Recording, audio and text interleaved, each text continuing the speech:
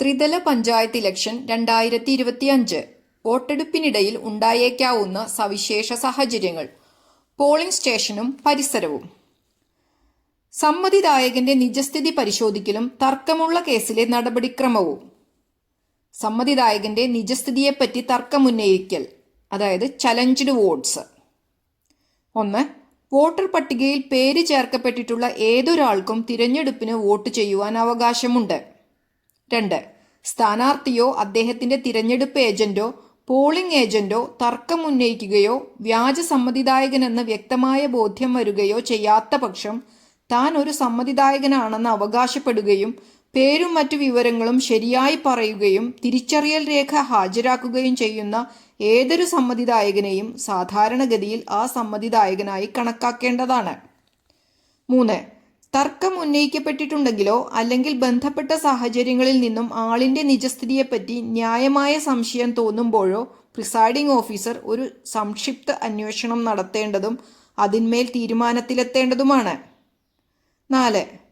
ഓരോ സമ്മതിദായകനും പ്രിസൈഡിംഗ് ഓഫീസറോ അല്ലെങ്കിൽ അദ്ദേഹം ഇതിലേക്കായി ചുമതലപ്പെടുത്തിയിട്ടുള്ള പോളിംഗ് ഓഫീസറോ ആവശ്യപ്പെടുന്ന പക്ഷം സംസ്ഥാന തിരഞ്ഞെടുപ്പ് കമ്മീഷൻ നിശ്ചയിച്ചിട്ടുള്ള തിരിച്ചറിയൽ രേഖകളിലൊന്ന് ഹാജരാക്കേണ്ടതാണ്. നടപടിക്രമങ്ങൾ. തർക്കം ഉന്നയിക്കുന്നതിനുള്ള ഫീസ്. ഒരു സമ്മതിദായകന്റെ നിജസ്ഥിതിയെപ്പറ്റി തർക്കമുന്നയിക്കുന്നതിന് സ്ഥാനാർത്ഥിയോ അദ്ദേഹത്തിന്റെ തിരഞ്ഞെടുപ്പ് ഏജന്റോ പോളിംഗ് ഏജന്റോ ചലഞ്ച് ഫീസിനത്തിൽ 10 രൂപ പണമായി നൽകേണ്ടതാണ്. നടപടിക്രമങ്ങൾ. 1.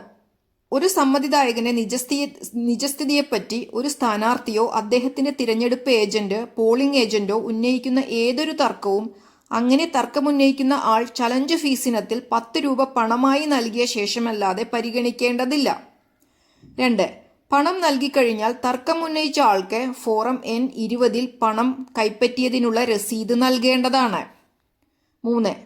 ആർക്കെതിരെയാണ് തർക്കം ഉന്നയിക്കപ്പെട്ടിട്ടുള്ളത് അദ്ദേഹത്തോട് ആൾമാറാട്ടത്തിനുള്ള ശിക്ഷയെപ്പറ്റി മുന്നറിയിപ്പ് നൽകുകയും വോട്ടർ പട്ടികയിലെ പ്രസക്തമായ ഉൾക്കുറിപ്പ് പൂർണ്ണമായും വായിച്ചു കേൾപ്പിക്കുകയും ആ ഉൾക്കുറിപ്പിൽ പറയുന്ന ആൾ താങ്കൾ തന്നെയാണോ എന്ന് ചോദിക്കുകയും തർക്കമുന്നയിക്കപ്പെട്ട വോട്ടുകളുടെ പട്ടികയിൽ 21 നമ്പർ ഫോറം അദ്ദേഹത്തിന്റെ പേര് എഴുതി ചേർക്കുകയും അതിന്മേൽ അദ്ദേഹത്തിന്റെ ഒപ്പോ വിരലടയാളമോ പതിക്കുവാൻ ആവശ്യപ്പെടുകയും ചെയ്യേണ്ടതാണ്. അങ്ങനെ ചെയ്യുവാൻ അദ്ദേഹം വിസമ്മതിക്കുന്ന പക്ഷം അദ്ദേഹത്തെ വോട്ട് ചെയ്യുവാൻ അനുവദിച്ചുകൂടാ. 4. പഞ്ചായത്തിന്റെ വിവിധ തലങ്ങളിലേക്ക് ഒരേ സമയം വോട്ടെടുപ്പ് നടത്തുന്നിടത്ത് അങ്ങനെയുള്ള തിരഞ്ഞെടുപ്പിൽ സമ്മതിദായകന്റെ നിജസ്ഥിതിയെപ്പറ്റി ഉന്നയിക്കപ്പെടുന്ന തർക്കം എല്ലാ തലങ്ങളിലുമുള്ള തിരഞ്ഞെടുപ്പിനെ സംബന്ധിച്ചും ഉന്നയിക്കപ്പെട്ട തർക്കമായി കരുതപ്പെടേണ്ടതും ആ തർക്കത്തെപ്പറ്റി പ്രസക്തമായ ചട്ടത്തിൻ കീഴിൽ പ്രിസൈഡിംഗ് ഓഫീസർ നൽകുന്ന തീർപ്പ് എല്ലാ തലങ്ങളിലുമുള്ള തിരഞ്ഞെടുപ്പുകൾക്കും ഒരുപോലെ ബാധകമായിരിക്കുന്നതുമാണ്. 5. 21 നമ്പർ ഫോറത്തിൽ ഒരു രേഖ മാത്രമേ സൂക്ഷിക്കേണ്ടതുള്ളൂ. ആ രേഖ ഗ്രാമപഞ്ചായത്ത് തിരഞ്ഞെടുപ്പിനെ സംബന്ധിക്കുന്ന മറ്റു രേഖകളോടൊപ്പം വെക്കേണ്ടതാണ്. 6.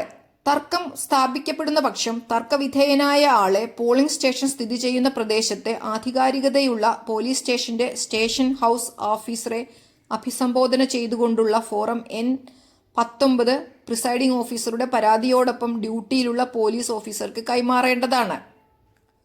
തർക്കം ഉന്നയിക്കുന്നതിനുള്ള ഫീസ്. തർക്കം ഉന്നയിക്കപ്പെട്ട വോട്ടുകളുമായി ബന്ധപ്പെട്ട രസീത് ബുക്ക് ഫോറം നമ്പർ 20 രണ്ടാമത്തെ പാക്കറ്റിൽ ഉൾപ്പെടുത്തി തിരികെ നൽകണം. തർക്കം ഉന്നയിക്കപ്പെട്ട വോട്ടുകളുടെ പട്ടിക ഫോറം 21 ഒന്നാമത്തെ പാക്കറ്റിൽ ഉൾപ്പെടുത്തി തിരികെ നൽകണം. അടുത്തത് തർക്കം ഉന്നയിക്കുന്നതിനുള്ള ഫീസ് തിരിച്ചു കൊടുക്കുകയോ കണ്ടുകെട്ടുകയോ ചെയ്യൽ. 1. തർക്കം ഉന്നയിച്ചത് നിസ്സാര കാരണത്താൽ അല്ലെന്നോ അല്ലെങ്കിൽ ഉത്തമ വിശ്വാസത്തോടു കൂടിയാണെന്നോ പ്രിസൈഡിംഗ് ഓഫീസർക്ക് അഭിപ്രായമുള്ള ഓരോ കേസിലും അന്വേഷണം അവസാനിച്ചാലുടനെ തർക്കമുന്നയിച്ചതിനുള്ള ഫീസായ 10 രൂപ തർക്കമുന്നയിച്ച ആൾക്ക് രസീത് ബുക്കിലെ അതു സംബന്ധിച്ച ഒരു രസീതിന്റെ കൗണ്ടർ ഫോയിലിൽ അദ്ദേഹത്തിന്റെ രസീത് വാങ്ങിച്ചുകൊണ്ട് മടക്കി കൊടുക്കേണ്ടതാണ്. 2. അങ്ങനെയല്ലാത്ത കേസുകളിൽ തർക്കമുന്നയിച്ചതിനുള്ള ഫീസ് സർക്കാരിലേക്ക് കണ്ടുകെട്ടേണ്ടതും പ്രസക്തമായ രസീതിന്റെ കൗണ്ടർ ഫോയിലിൽ കണ്ടുകെട്ടിയിരിക്കുന്നു എന്ന് രേഖപ്പെടുത്തേണ്ടതുമാണ്. കണ്ടുകെട്ടിയ തുക തർക്കം ഉന്നയിക്കപ്പെട്ട വോട്ടുകളുടെ ലിസ്റ്റിന്റെ പകർപ്പിനോടൊപ്പം നേരിട്ട് ചുമതലപ്പെട്ട ഉദ്യോഗസ്ഥനെ ഏൽപ്പിക്കണം. അടുത്തത് വോട്ടർ പട്ടികയിലെ ക്ലറിക്കലും അച്ചടി സംബന്ധിച്ചതുമായ പിശകുകൾ അവഗണിക്കേണ്ടതാണ്. 1. ഒരു സമ്മതിദായകനെ സംബന്ധിച്ച് വോട്ടർ പട്ടികയിൽ രേഖപ്പെടുത്തിയിട്ടുള്ള വിശദവിവരങ്ങൾ ചിലപ്പോൾ തെറ്റായി അച്ചടിക്കപ്പെട്ടിരിക്കുകയോ അല്ലെങ്കിൽ സമ്മതിദായകന്റെ കൃത്യമായ വയസ്സിന്റെ കാര്യം പോലെയുള്ളവ കാലഹരണപ്പെട്ടു പോയിരിക്കുകയോ ചെയ്യാം. ഏതെങ്കിലും സമ്മതിദായകനെ സംബന്ധിക്കുന്ന ഉൾക്കുറിപ്പുകളിലെ വെറും ക്ലെറിക്കലോ അച്ചടി സംബന്ധമോ ആയ പിശകുകൾ വോട്ടർ പട്ടികയിൽ സമ്മതിദായകനെ സംബന്ധിച്ച് രേഖപ്പെടുത്തിയിട്ടുള്ള മറ്റു വിവരങ്ങൾ വെച്ചുകൊണ്ട് യഥാർത്ഥ സമ്മതിദായകൻ തന്നെയാണ് വന്നിട്ടുള്ളതെന്ന് പ്രിസൈഡിംഗ് ഓഫീസർക്ക് ബോധ്യം വരുന്ന പക്ഷം അവഗണിക്കേണ്ടതാണ്. 2.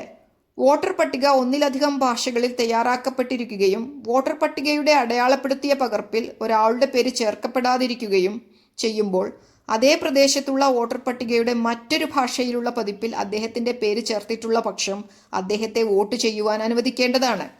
അങ്ങനെയുള്ള ഓരോ സമ്മതിദായകനെയും സംബന്ധിച്ച ഉൾക്കുറിപ്പ് വോട്ടർ പട്ടികയുടെ മാർക്കഡ് കോപ്പിയിൽ ചുവന്ന മഷിയിൽ എഴുതി ചേർക്കേണ്ടതാണ്. അടുത്തത് സമ്മതിദായകന്റെ അർഹത ചോദ്യം ചെയ്യൽ. 1.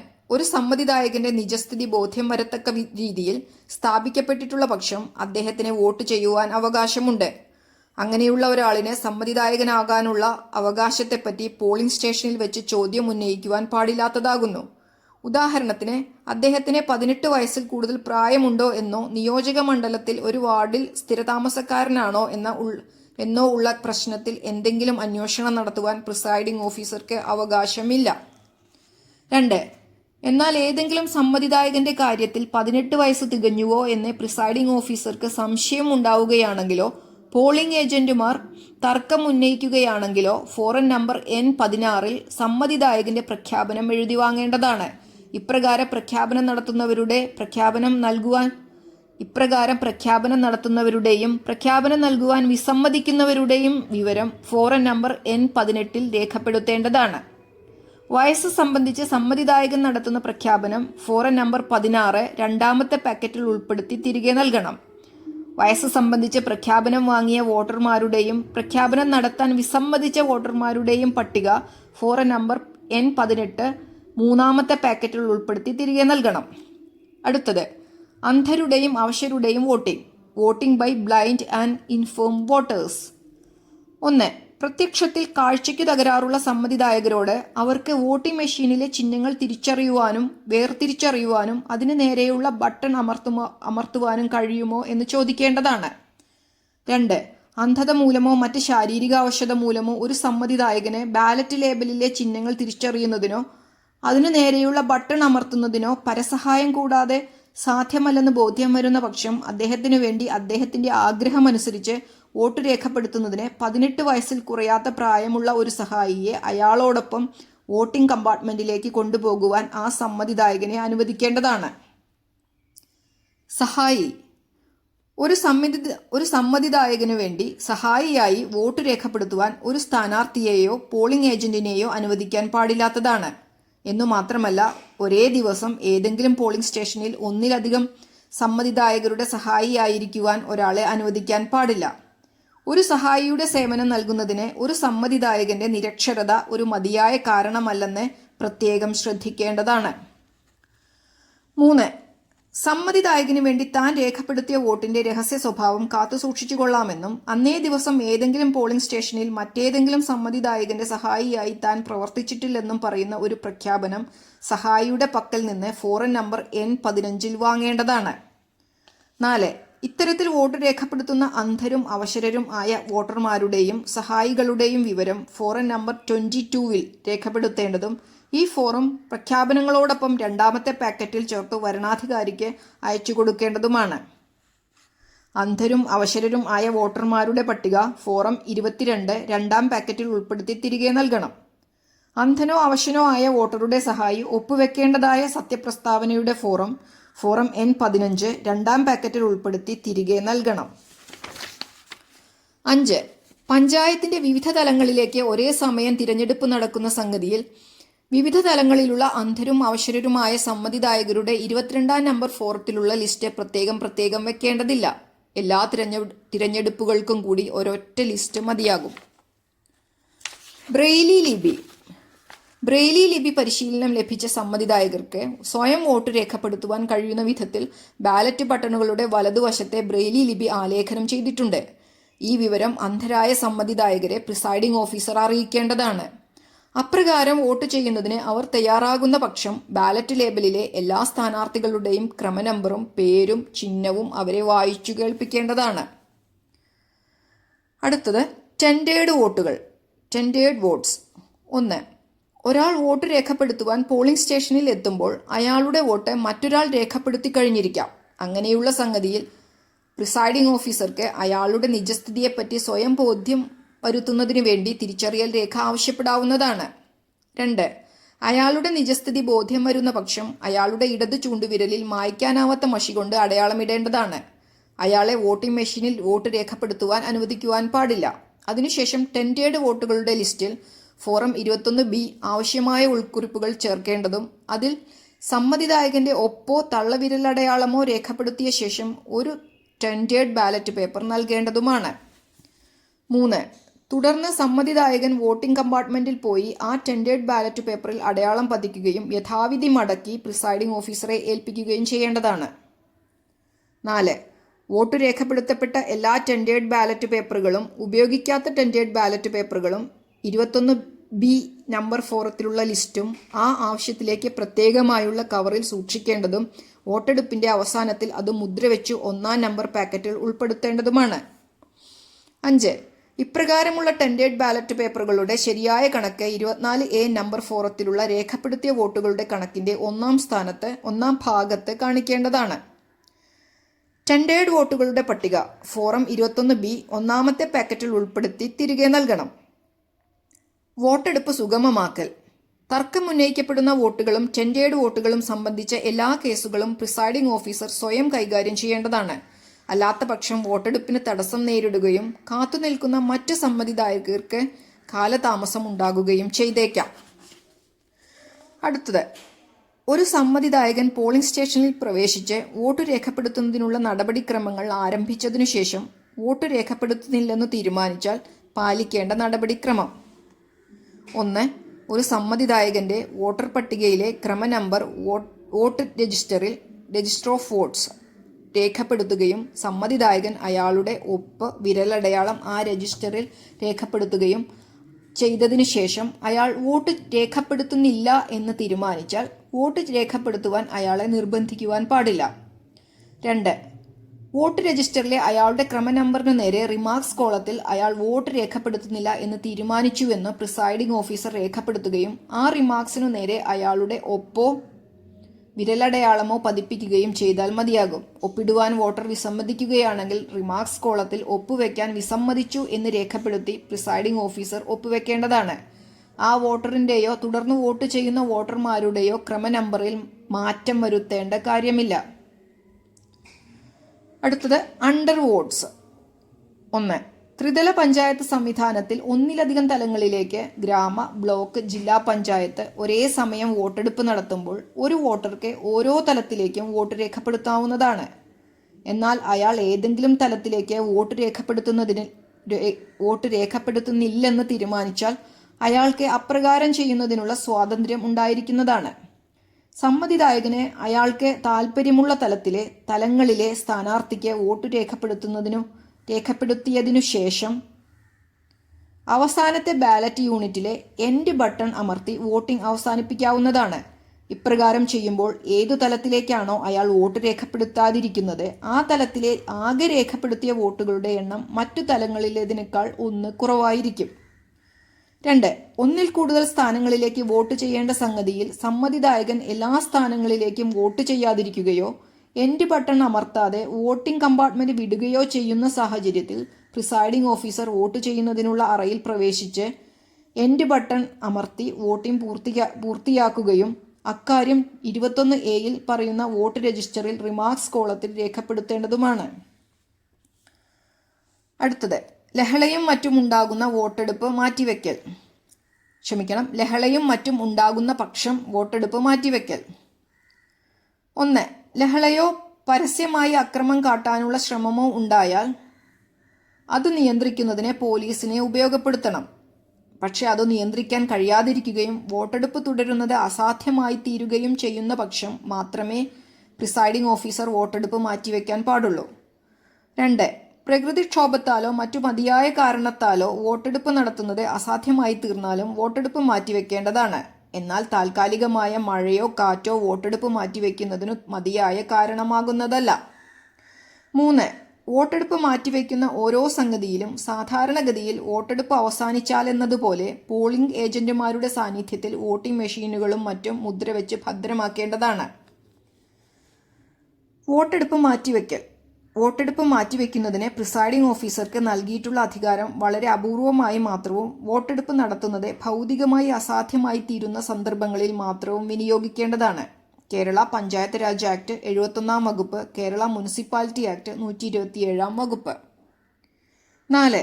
വോട്ട് രേഖപ്പെടുത്തിക്കൊണ്ടിരിക്കുമ്പോൾ വോട്ടിംഗ് യന്ത്രത്തിൽ എന്തെങ്കിലും സാങ്കേതിക തകരാറുകൾ സംഭവിക്കുമ്പോഴോ അല്ലെങ്കിൽ പോളിംഗ് സ്റ്റേഷനിലോ വോട്ടെടുപ്പിനു വേണ്ടി നിജപ്പെടുത്തിയിട്ടുള്ള സ്ഥലത്തോ വെച്ച് വോട്ടെടുപ്പ് അസാധുവാകുവാൻ ഇടയാക്കുന്ന തരത്തിലുള്ള ഏതെങ്കിലും പിശകോ ക്രമക്കേടോ വരുത്തുകയും ചെയ്യുന്നുണ്ടെങ്കിൽ പ്രിസൈഡിംഗ് ഓഫീസർ ഉടൻ തന്നെ വിവരം വരണാധികാരിയെ അറിയിക്കേണ്ടതാണ്. 5. ഒരു പോളിംഗ് സ്റ്റേഷനിലോ വോട്ടെടുപ്പിനു വേണ്ടി നിജപ്പെടുത്തിയിട്ടുള്ള ഒരു സ്ഥലത്തോ ആ പോളിംഗ് സ്റ്റേഷനിലെയോ സ്ഥലത്തെയോ തിരഞ്ഞെടുപ്പിന്റെ ഫലം തിട്ടപ്പെടുത്തുവാൻ കഴിയാത്ത വിധം ബൂത്ത് പിടിച്ചെടുക്കൽ നടന്നിട്ടുണ്ടെങ്കിൽ പ്രിസൈഡിംഗ് ഓഫീസർ ഉടൻ തന്നെ വിവരം വരണാധികാരിയെ അറിയിക്കേണ്ടതാണ്. അടുത്തത് പോളിംഗ് സ്റ്റേഷനും പരിസരവും. നിഷ്പക്ഷത. പോളിംഗ് സ്റ്റേഷനിൽ എന്തെങ്കിലും സമാധാന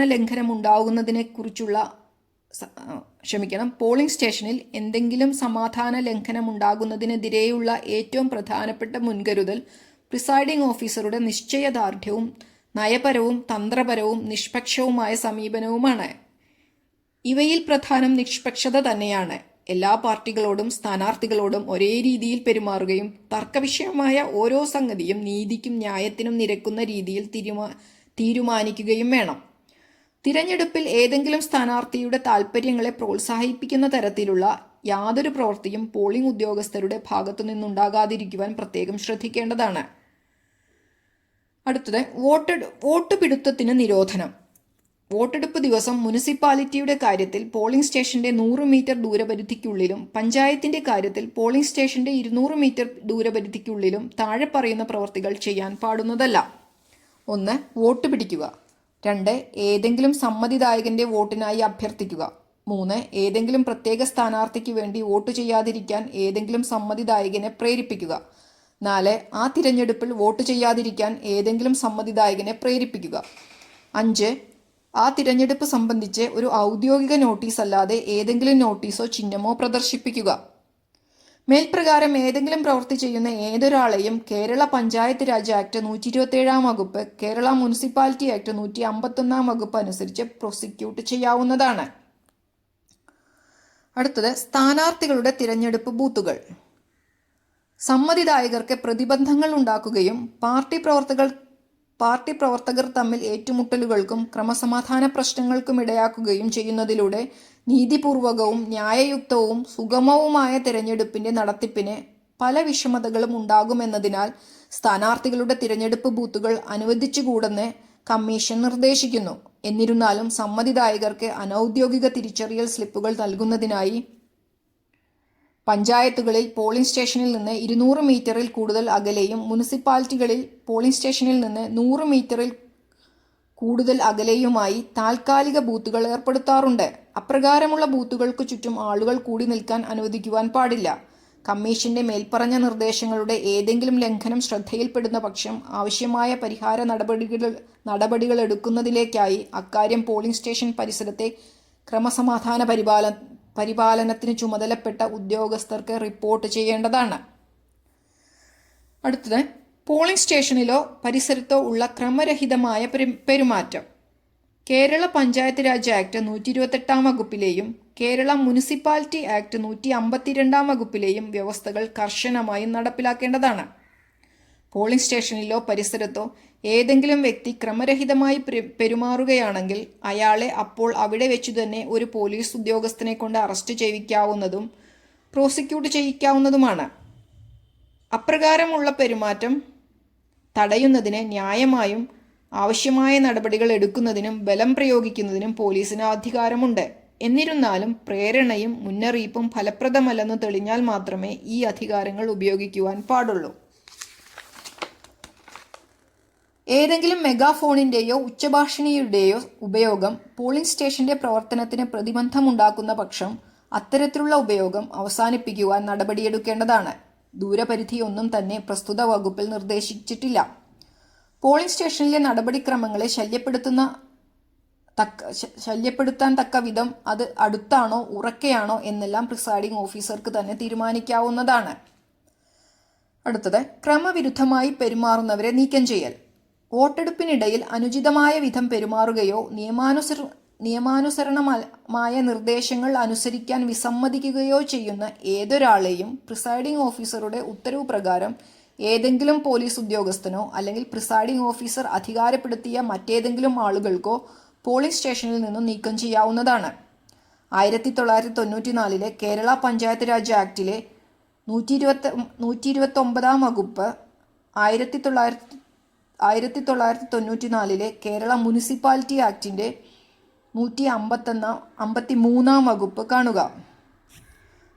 തിരഞ്ഞെടുപ്പ് ഉദ്യോഗസ്ഥർ ഔദ്യോഗിക കൃത്യനിർവഹണത്തിൽ വീഴ്ച വരുത്തിയാൽ ഏതെങ്കിലും പ്രിസൈഡിംഗ് ഓഫീസറോ പോളിംഗ് ഉദ്യോഗസ്ഥരോ ന്യായമായ കാരണം കൂടാതെ തൻ്റെ ഔദ്യോഗിക കൃത്യം ലംഘിച്ചുകൊണ്ടുള്ള ഏതെങ്കിലും കൃത്യത്തിനോ കൃത്യവിലോപത്തിനോ കുറ്റക്കാരനാണെങ്കിൽ അയാളെ 1994 കേരള പഞ്ചായത്ത് രാജ് ആക്ടിൻ്റെ 133 വകുപ്പ്, 1994 കേരള മുനിസിപ്പാലിറ്റി ആക്ടിൻ്റെ 157 വകുപ്പ് പ്രകാരം ശിക്ഷാർഹനായിരിക്കും.